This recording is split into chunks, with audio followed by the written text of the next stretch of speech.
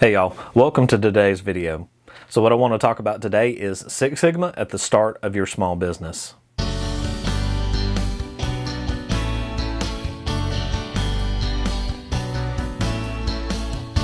So today I want to begin with a question that says, how did this guy get so many blue shirts? Or why does he have a framed picture of George Jones on the wall?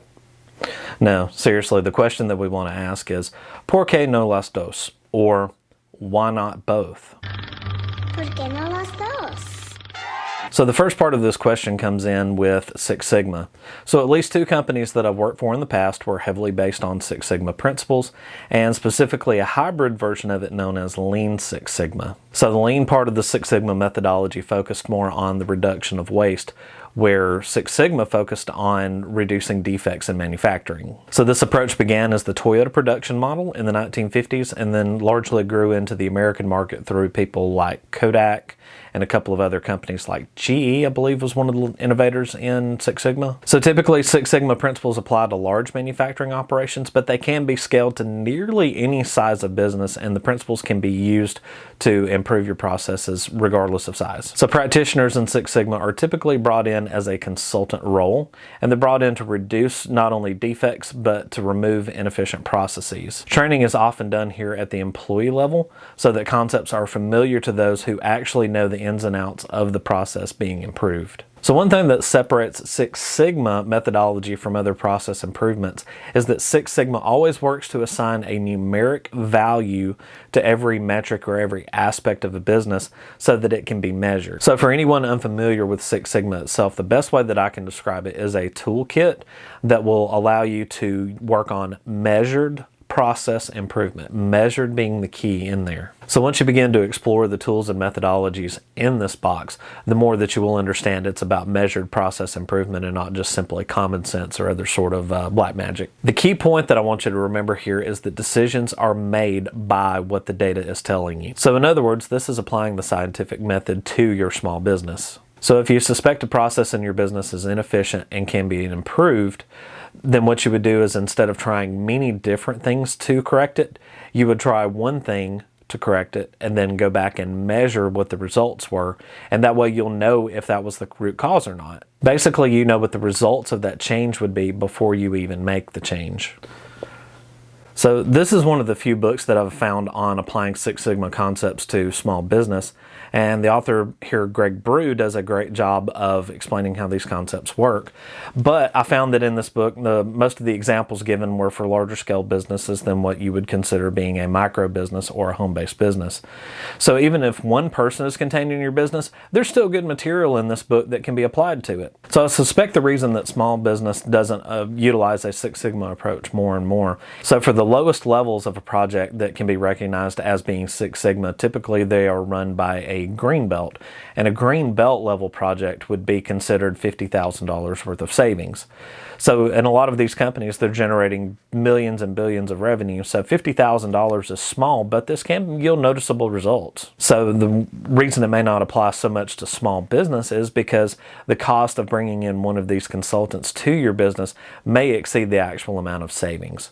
So in this case, it's up to you to run the project, to use the tools contained within the box to produce the results yourself. This is considered a strategic move. In other words, at least knowing some of the concepts that are shown in this book here will increase your chances of long-term success. For small businesses in more mature stages of development, this methodology could be the difference between being profitable or even staying in business at some point. For small businesses in the beginning phase, sometimes the processes may not even be set, or there may not be anything there to improve. So for these businesses, at least having an understanding of the tools, numeric data is critical as an input.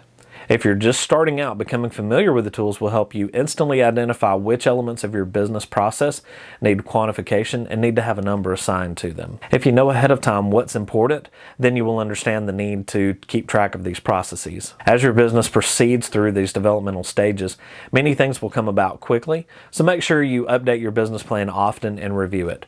The data is only as good or as thorough as you can make it. I stress data collection and gathering because in the early stages of a Six Sigma project, much time is spent going back forensically and gathering data. If it's already in place because you knew it should be, then that saves valuable time. Also, there is the effect that if something is being tracked, that you tend to make fewer mistakes and you're more disciplined in keeping the system going. By being recorded, this data will also help you with another one of my favorite concepts, or KPI, which means Key Performance Indicators. And I cover those in another video. This decision-making tool is really outside of Six Sigma concept, but in my opinion, it's still just as critical for making strategic decisions for your business. Some of your necessary data will also come from customers in the form of feedback. You will start to see as you progress the value that is contained there, and that your customers can actually contribute to your creativity by suggesting possible new features or service line offerings. Now that you know you need data, and you understand which data is needed, then you need to have a method for recording or storing this data. It doesn't necessarily need to be in an electronic form. However, if it is, it's much easier to migrate that data into other tools or forms later on. Having your data well organized makes it easier for you or anyone helping you to work with a strategy to not only find it, but to use it in a way that can provide critical insight. So what I would like you to take away from this video is that you should be making data-driven decisions in your business. Whichever decision-making methodology that you choose, just know that you will need data as an input to it. If you don't have the data, it's often time that you might not have to go back and gather all of this data, so it's easier to have it at the first. You have to be disciplined to not only collect the data, but to organize it and store it to where you remember where it is in order to feed into this process to make decisions. Knowing what sort of data you need for any one of these methodologies is crucial, because this tells you what data the process needs as the process is being created. So, as the video title suggests, ¿Por qué no las dos? why not combine both Six Sigma principles and your small business to produce great results? Why would you not want to use these processes at the beginning of a business where they would have much more effect than trying to go back later and incorporate these policies later at more expense?